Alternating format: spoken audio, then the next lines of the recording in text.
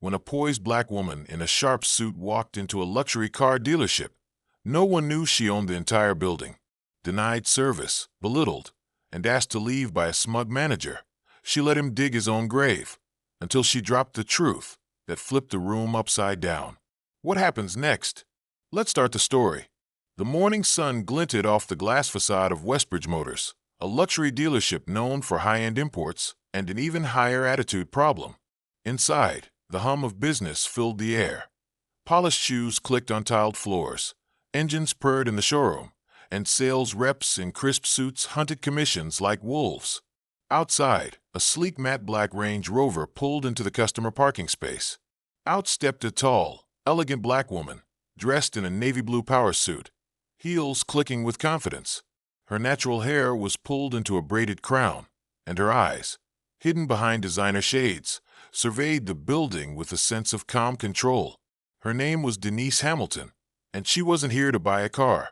She already owned every vehicle inside, and the entire dealership. But the man who noticed her first didn't recognize her. His name was Brent, the floor manager on duty, and he judged everything in a snap, from shoes to skin tone to handbag label. As Denise walked into the dealership, heads turned, but not with respect. There was a moment of confusion, even tension. Brent approached with a fake smile.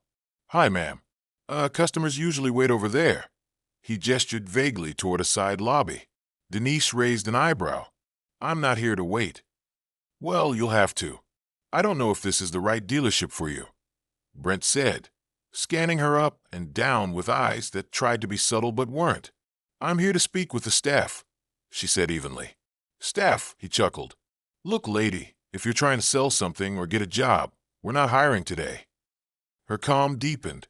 "And if I was the one who did the hiring?" He smirked. "Well, you're not." Other employees watched with growing discomfort, unsure what was happening. One young sales rep, Jordan, seemed increasingly anxious. He recognized Denise from a framed photo in the break room and knew who she was.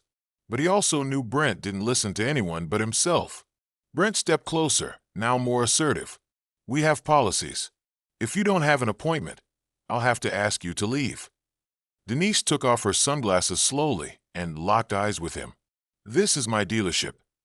Brent laughed, openly now. "Your dealership?" "Yeah, and I'm Elon Musk."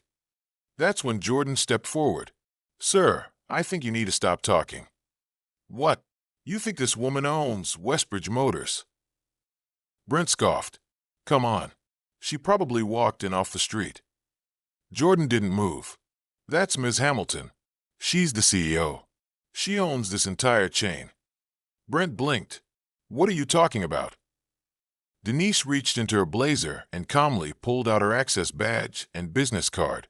The logo on the card matched the one above the dealership entrance. It read, "Denise Hamilton, CEO. Hamilton Automotive Group." A heavy silence fell over the showroom. The salespeople froze. A receptionist dropped her pen. Brent's face drained of all color. Denise took a slow step forward. "You didn't check my name.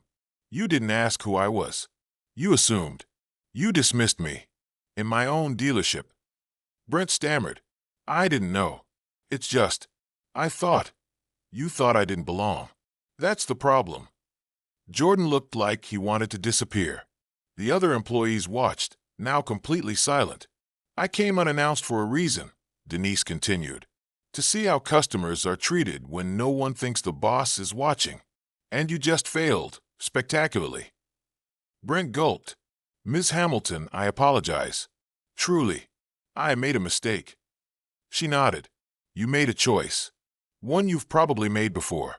He tried to backtrack, but she raised a hand. "You're relieved of your position. Effective immediately. Human resources will handle the exit process." Gasps rippled through the showroom. Brent opened his mouth to protest, but the authority in Denise's stance said there was no point. She turned her back to him and addressed the rest of the staff. "I built this company from the ground up. I came from the very neighborhoods you try to ignore. I earned every square foot of this building, and I demand better from every one of you." Her voice was clear, commanding. "This company will treat every customer with dignity and respect.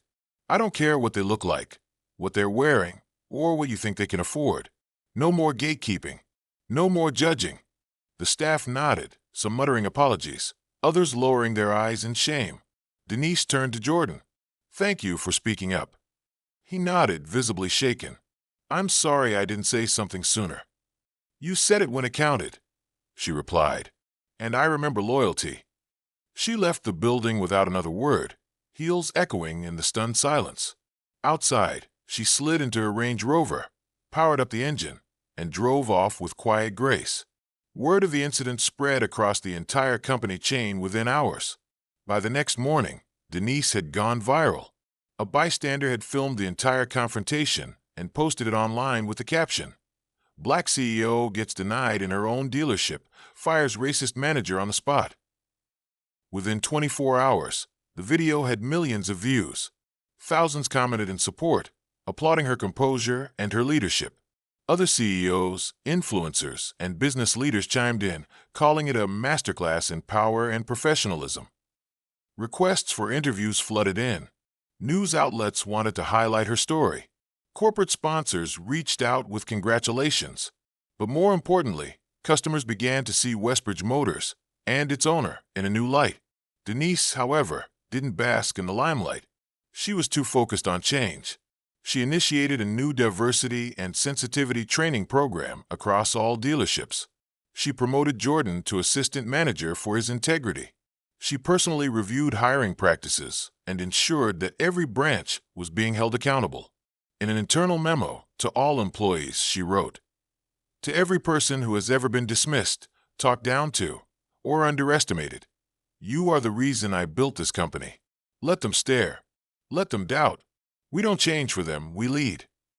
Months later, Denise walked into another branch of her dealership chain, this time with her head held even higher. And this time, no one dared to ask her to leave, because now they knew who she was. But more importantly, they knew what she stood for. If you'd like a part 2, such as what happens with Brent afterwards, Denise's rise to CEO, or a deeper look into the dealership transformation, just say the word.